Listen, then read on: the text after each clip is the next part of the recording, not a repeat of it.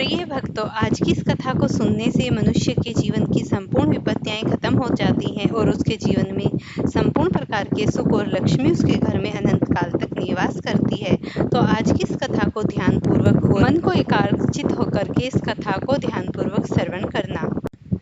प्राचीन काल में एक बुढ़िया रहती थी। वह नियमित रूप से रविवार का व्रत करती। रविवार के दिन सूर्योदय से पहले उठकर बुढ़िया स्नान आदि से निवृत्त हो आंगन को गोबर से लीपकर स्वच्छ करती।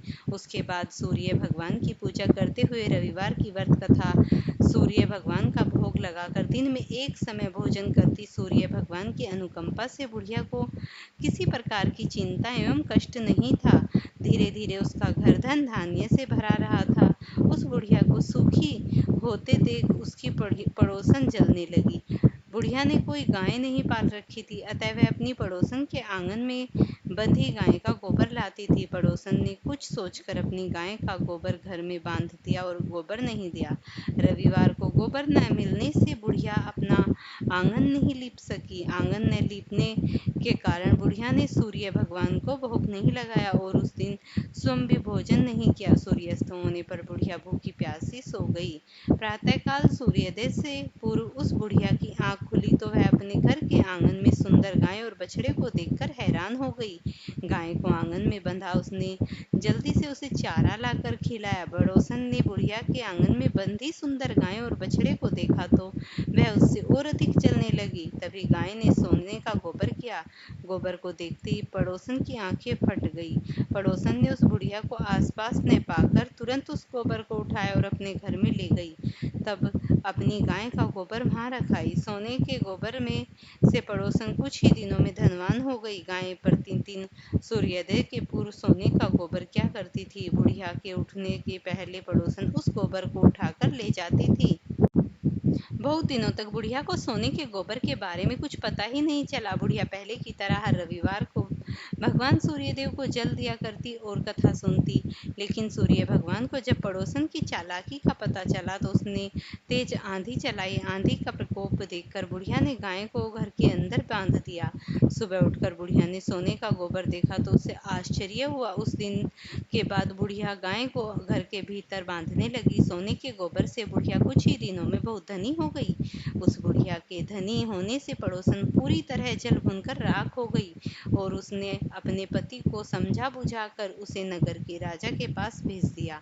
सुंदर गाय को देखकर राजा बहुत खुश हुआ। सुबह जब राजा ने सोने का गोबर देखा तो उसे आश्चर्य का ठिकाना न रहा। उधर सूर्य भगवान को भूखी प्यासी बुढ़िया को इस तरह प्रार्थना करते देख उसे बहुत करुणा आई। उसी रात सूर्य भगवान ने राजा को सपन में कहा, राजन, बुढ़िया की गाय में बछड़ा तुरंत लौटा दे, नहीं तो तुम पर विपत्तियों का पहाड़ टूट पड़ेगा, तुम्हारा महल नष्ट हो जाएगा। सूर्य भगवान के सपन से पूरी तरह भयभीत राजा ने प्रातः उठते ही गाय और बछड़ा बुढ़िया को लौटा दिया। राजा ने बहुत सा धन देकर बुढ़िया से अपनी गलती के लिए क्षमा मांगी। राजा ने और पड़ोसन ने उसके पति को उनकी इस दुष्टता के लिए दंड दिया। फिर राजा ने पूरे राज्य में घोषणा कराई कि सभी स्त्री पुरुष रविवार का व्रत किया करें। रविवार का व्रत करने से सभी लोगों के घर धन धान्य से भर गए। राजतय में सुख चारों ओर खुशहाली छा गई। पुरुष स्त्री सभी जीवन यापन करने लगे। तभी सभी लोगों के शारीरिक कष्ट दूर हो गए। इसके बाद राजा ने भी नित्य प्रति नियम बनाया और इस तरीके से उसने पूरे विधि विधान गंध पुष्पादि से भगवान सूर्यदेव का पूजन किया। पूजन के बाद वह व्रत कथा सुना करता था।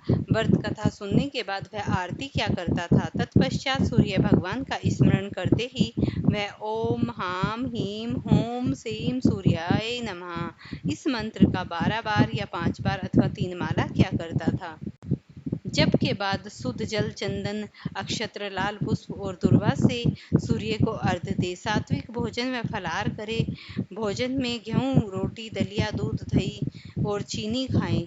इस प्रकार राजा ने अपनी प्रजा में ये कठोर दंड चला दिए कि मेरी प्रजा में जितने भी लोग हैं और मैं स्वयं भी इस तरीके से बुढ़िया की तरह हर रविवार को सूर्य देव को प्रसन्नचित करूंगा और उनकी पूजा आराधना करूंगा। जैसे ही उसने हर रविवार को भगवान की पूजा आराधना की तो वह इस लोक में समस्त प्रकार के सुख भोग कर अंत में वैकुंठ के धाम गया। फ्रेंड्स, वीडियो पसंद आई हो तो इसे लाइक शेयर करना, चैनल को सब्सक्राइब करना।